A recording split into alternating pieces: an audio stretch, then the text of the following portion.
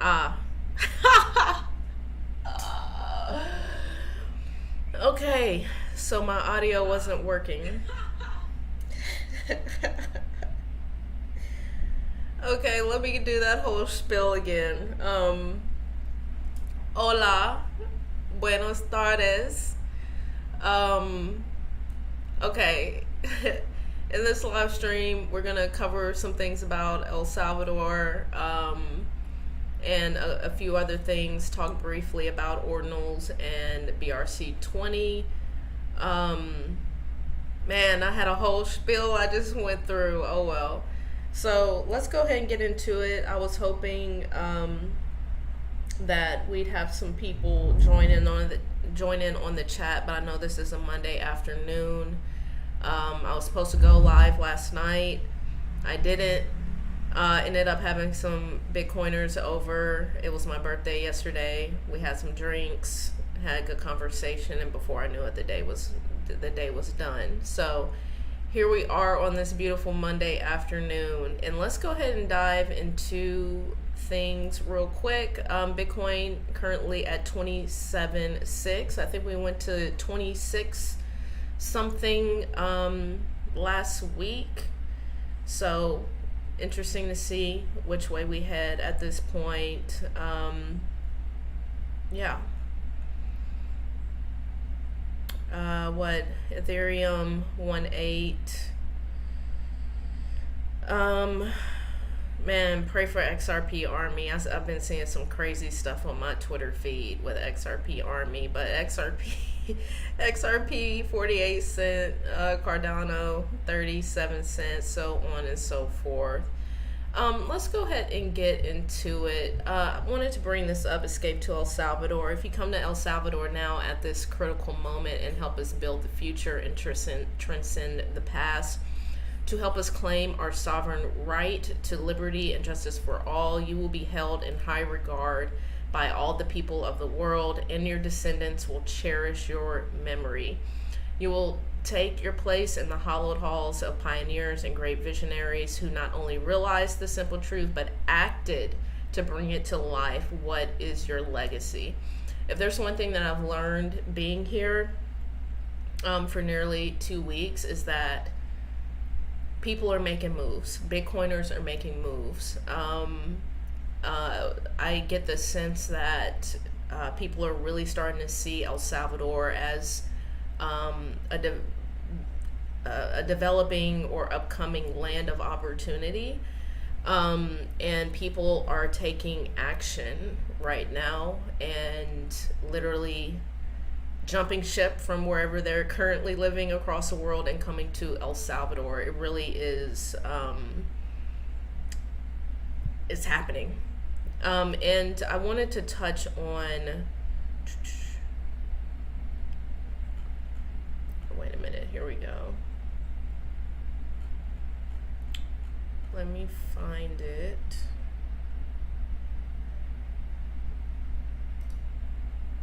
Okay, here we go. Someone said, I wish I had enough Bitcoin to move, maybe when it's 500K. Two people in paradise response here. We moved here on less than 10K and on a single income of $18 an hour, and that's Canadian dollars, which are even more worthless than regular dollars. If we can do it, so can you. And I just wanted to highlight this because I've also seen this. I made a post maybe about a year ago, specifically talking about America. And if you do not like America, then move, right? And some of the response on that was, some people, they don't have the money to move. They don't have they just don't have the finances to move. And it depends on how much you want it, right? I know everybody's situation is different. Everybody is going to be comfortable with different things. Some people are just not going to do things if they can't do it in their way. But I've seen people move, go to a different country just via a plane ticket, just buying a plane ticket. As you see here, we have two people who moved on less than 10K. right? So it can be done. It doesn't have to be, this out of reach thing. If you want to do it, you can do it, right? But if it's out of your comfort zone, or you prefer to move in a particular way, then maybe you can't do it, right? But people are doing it, and people are doing it with not a lot of cash either. And just in traveling, I've come across so many people this month who have not moved, but who have traveled to Mexico, or to, like, for example, here in El Salvador, and they're like volunteering at hotels and hostels, right? So their room and board is taken care of, right? So, I mean, there's just so many different ways, so many different things you can take advantage of to get out of your country and come to El Salvador, or go to a different country, right? So don't have those limiting beliefs, right? Let's move forward. Let's talk really briefly about the ledger chaos. I know this is kind of died down a little bit, and Ledger has come out with a statement recently about being open source and da da da da da. So I thought this was really, really important. Okay, Vanessa says here, some of y'all have never done security thread modeling. Ledger implemented a capability to send your seed phrase off the device. This increases the attack surface area. Your device is now less secure regardless of whether or not you sign up for the recovery service. So I'm not sure how these conversations have developed since this post, but essentially what she is saying, whether you opt into the recover service or not, your device is now less safe because that option exists in the first place, right? So I know a lot of people, including myself, are jumping ship. So actually I went to a Bitcoin meetup in El Salvador, and there was a raffle, and I won a Jade. So I will be making some moves on my end, moving to Jade and other wallets. I'm going to be making some moves because one thing you can't play about is cold storage Bitcoin, right? And I'm not taking any chances with that. And Will Clemente also suggested Cold Card Wallet, open source and completely air gapped. So just wanted to touch on this briefly. I know a lot of people are looking for additional options, and they probably should be looking for additional options. What's up, the pothead? I'm glad you're able to tune in. I know, Monday afternoon, so I'm glad somebody was able to tune in. Let's move forward. I thought this was interesting because last night I had a conversation about this with other Bitcoiners. Not here says, build your brand as a Bitcoiner, pivot to full bore grifting. Absolutely shameless. And this is in regards to Help Earn here, when everyone realizes everything else is a shitcoin. Let me go back up here.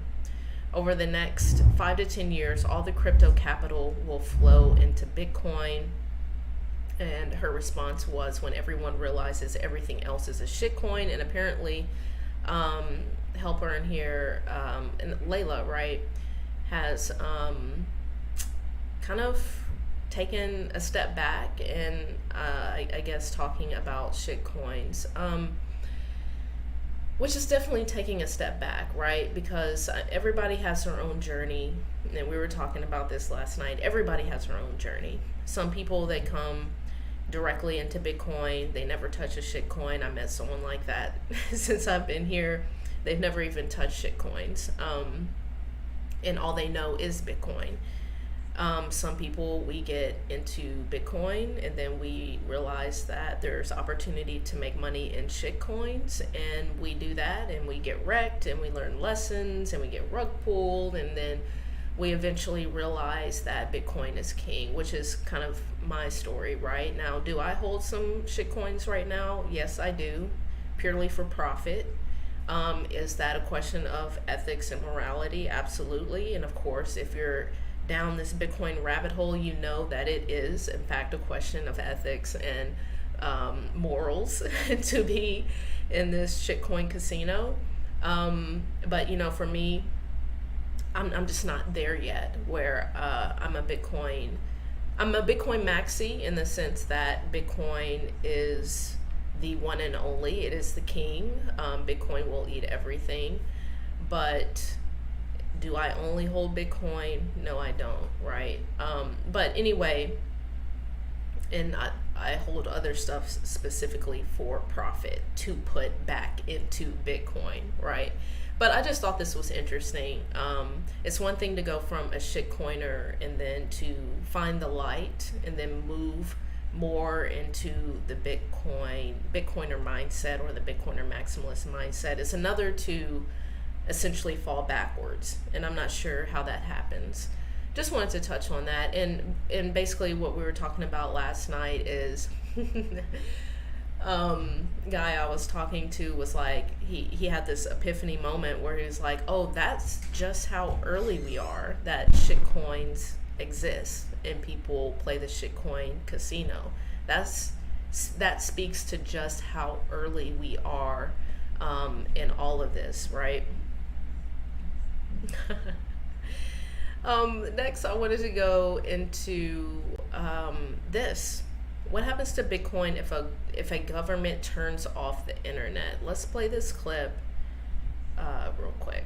What happens to Bitcoin if a government turns off the internet? Well, it can run on mesh nets. So you have individual mesh nets of multiple, radio nodes, and they can work. You don't need the internet. You can trade Bitcoin without the internet. First of all, and number two, you can get a feed, you can get a Bitcoin feed from satellites, right? The Bitcoin is now being bounced off satellites, so there's also that going on. So the internet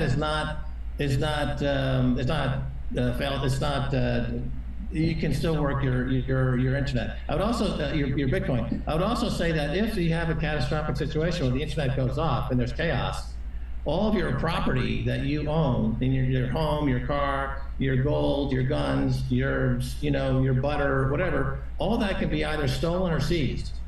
But if you memorize your private keys and you have it memorized in your head, all of your wealth is still going to be sitting on the Bitcoin blockchain, so that when the power is turned on again, you can just access your Bitcoin again. That's not true of anything else. Every single other form of property can be stolen or seized. Only Bitcoin you cannot seize. And that's true whether the internet is on or off. But as I said, even if they turn the internet off, you can still run the network off a couple of laptops and a mesh net, and the network would still be going. The way it's designed, I could go into the technicalities of it, but essentially it would just keep going. We had an example of this in China. China banned Bitcoin, and they were. So, this is super important. So one, I've definitely had this question asked to me. What if the internet goes out? What if there's some sort of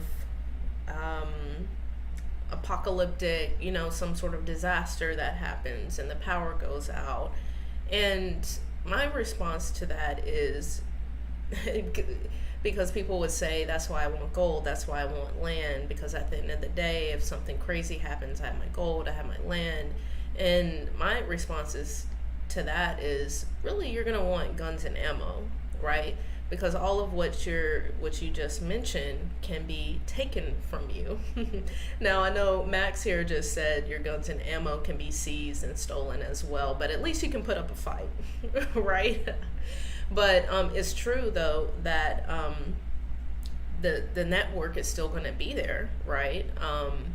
Maybe you lose temporary access to it, but as long as you can hold that seed phrase in your head, you still have your wealth, right? But to that end, let's point out that people are trading Bitcoin with no internet access. Okay, Africa is doing this. So Tommy here says, this is wild. If there's a will, there's a way. How Africans send Bitcoin without internet access. Y'all listen to this, right? Innovating without the internet, how Africans are embracing Bitcoin. Did you know that you don't need a smartphone or an internet connection to use Bitcoin in Africa? Thanks to the digital wallet service mentioned Kura, hopefully I said that right, Bitcoin is accessible to more Africans than ever before. Mentioned Kura leverages the Bitcoin Lightning Network to provide fast and cheap transactions using just basic feature phones and text codes. This is a game changer in a continent where mid-2000s style phones are still popular. So not only are people trading Bitcoin, sending, receiving Bitcoin with no internet access, they're not even doing it with smartphones, right? So people are already doing this. And to kind of piggyback off the satellite conversation there, this technology exists, right? There are solutions for this. So for example, Starlink users can engage in activities that historically have not been possible with satellite internet. Starlink's high-speed, low-latency service is made possible via the world's largest constellation of highly advanced satellites operating in a low orbit around the Earth. Because I've heard questions of like, what if you're in a remote area and this, that, and the other. That the technology exists. Now for this, you do need a power connection, right? But that technology exists to receive internet, right? And an example of this in action right here in El Salvador, an island just off the coast of El Salvador. I'm not sure exactly where this is, but they are using here, the community will have free access to high-speed internet thanks to Starlink, right? So solutions already exist. And it's important to know these things, especially when people have those questions. Moving forward, real quickly on Ordinals. I know we've been talking about this, and there seems to be more and more interest in Ordinals. There was something, was that Peter Schiff is releasing some Bitcoin Ordinals, some sort of gold art on Bitcoin Ordinals or something like that. So there is growing popularity and interest in Ordinals. So again, something to look into. I'm not going to tell you what you should and shouldn't do on this and BRC-20. That's up to you. That's up to you to do the research and figure out what all this is. But there are plenty of threads out here explaining, kind of where to start, what to do. Also, there was another one here. Okay, here's another one. Swoosh, how to buy your first Bitcoin Ordinal. And I also want to say, I think Gamma is probably one of the better options to kind of get introduced to these things. For example, they have an Ordinals collection minting now tab where these are projects that are minting now on Ordinals. And we know Gamma has been around for a minute via Stacks. Also getting into BRC-20, we've been talking about Alex and how they are trying to facilitate that trading, and so this is in beta phase right now.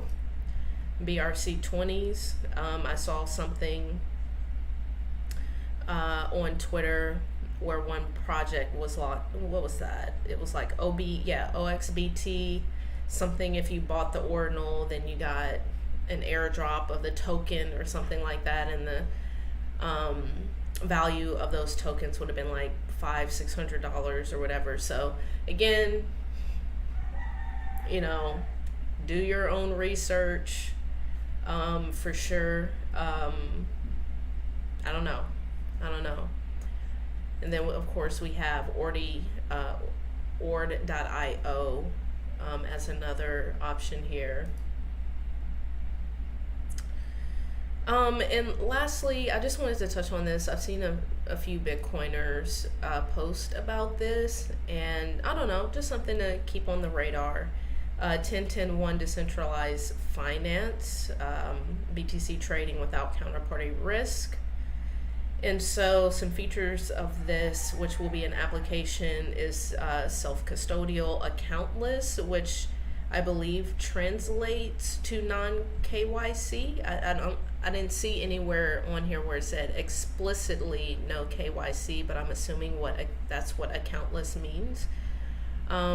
Trading Bitcoin wallet, Lightning wallet, XYZ on that. So just something to look out for. And that's all I have for y'all today. Jeremy Kyle, hey, what's up? I'm glad you were able to tune in this afternoon. Okay, so that's all I have for today. Thank y'all for being patient with me as I've been on these highways and byways and traveling and this, that, and the other. I won't be going live this Friday, but planning to go live this coming Sunday, this first Sunday in June. So be on the lookout for that. I will be posting a little bit on Twitter about things that I've done here in El Salvador once I get back to the States. What else? I'm going to be posting in-depth videos eventually as well on everything that I've learned. I've learned so much. I have so many notes, so much to go over in regards to El Salvador and Bitcoin. So stay tuned for that. Join the Discord. Subscribe to this channel. Subscribe to the Michelle.url channel. I know I said I was going to go start that up earlier this month, but we're going to get that going in June. So Michelle URL YouTube channel, go subscribe to that. Subscribe here. And y'all, I will see you next time. Thank you for tuning in.